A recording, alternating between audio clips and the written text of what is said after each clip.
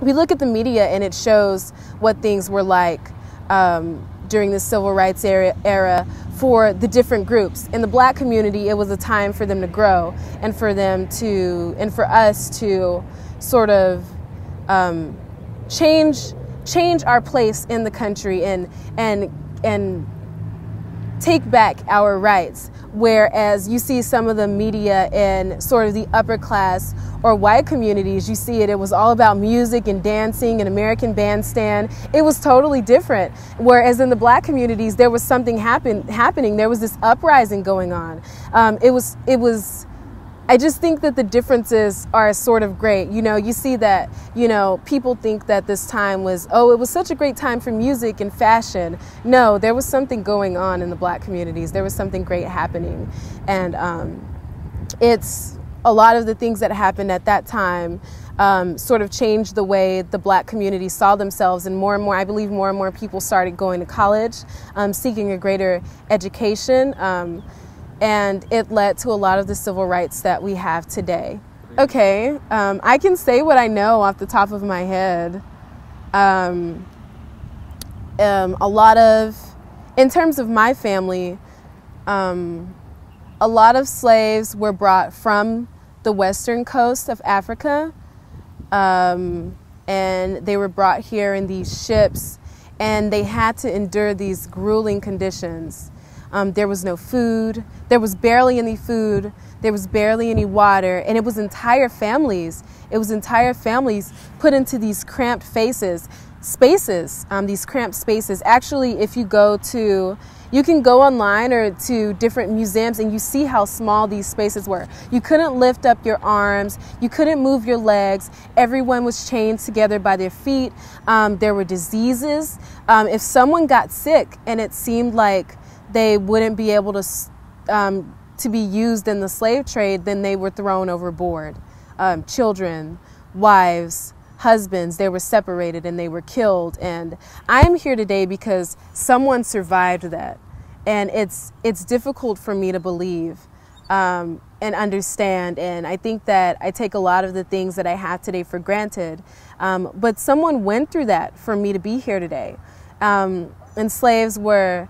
a lot of the slaves were brought, actually there was slavery in America, but actually most of the slaves that were brought from West Africa ended up in South America or in the coasts.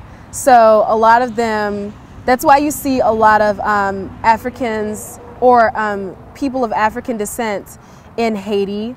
You see a lot of people of African descent in Cuba, all of these different islands and these places in South America, because the sugarcane was a really big crop.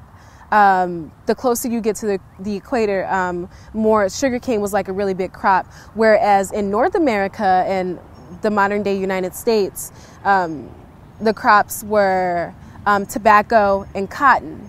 And slave traders would bring the people and they would make them all stand up. They would beat them into submission and they would grease them down and they would make them all stand in a line and to be sold as cattle. And they would have auctions and they would sell them off to landowners and people who owned businesses, and they would have them work in fields. And I don't think people realize, sometimes I think people fail to realize how difficult that could have been. It's sort of, they think of it in a perspective where, oh, it happened a long time ago and oh, it was bad, but there are people around the world who suffered more.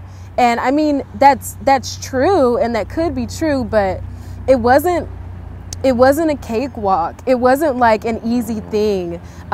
Women who were pregnant, they had their children alone, and the next day they had to go out and work again.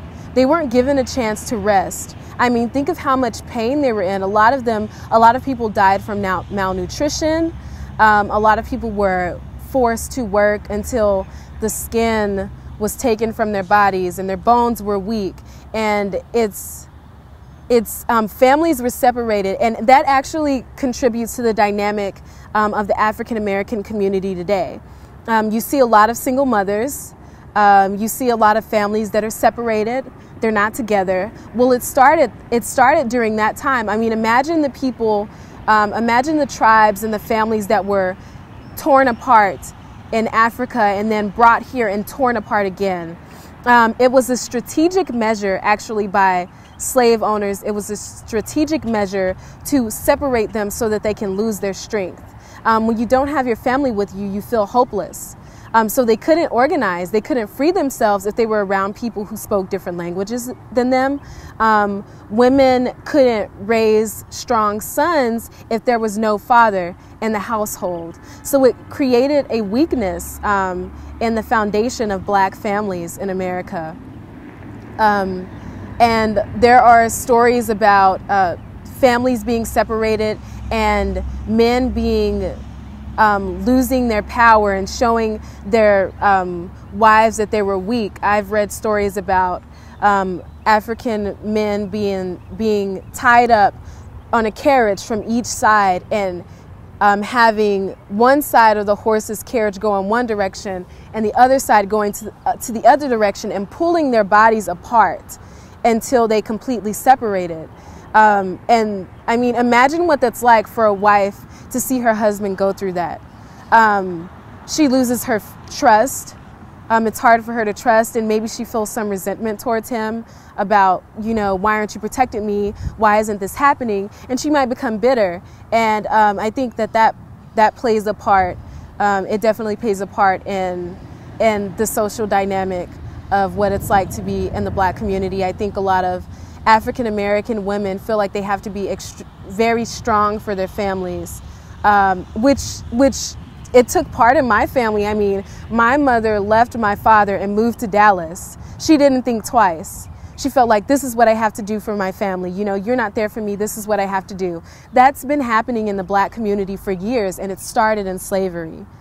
Oh, well, people think that slavery, you know, people think that slavery ended with the emancipation and it ended in America and all slaves were freed at once and things just changed. But a lot of slaves actually, when they were freed, they just went back to slavery because they didn't have anything. I mean, what were they supposed to do? They didn't have any food. They didn't have any homes. So they actually stayed in slavery because it's all that they knew.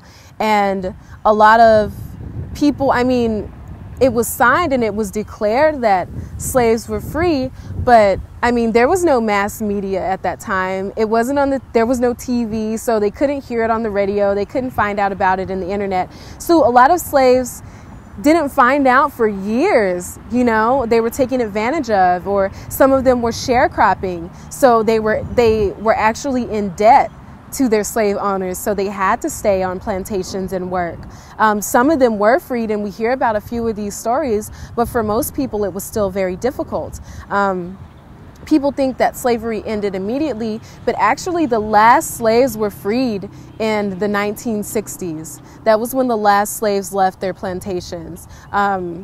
Maybe they were told to stay there. Maybe they felt like they couldn't leave. Maybe they didn't know. I mean, some areas of the Deep South, if you go to the Deep South of the United States, there are a lot of people who don't have cars. They don't have internet. Like it's totally different.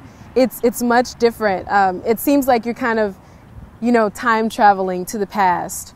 What was the point? It was a psychological effect. It started during racism.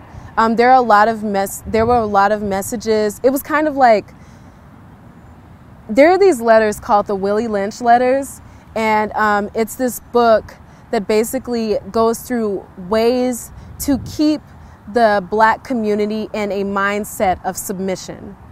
And unfortunately, we are still feeling the brunt of some of those things today. It takes education, it takes a willpower to want to change, which is what the Nation of Islam did for a lot of African Americans during the Civil Rights era in terms of empowerment. But a lot of the times, there are a lot of people today who feel like, you know, I can't get a job, I'm not going to be able to move forward in this country.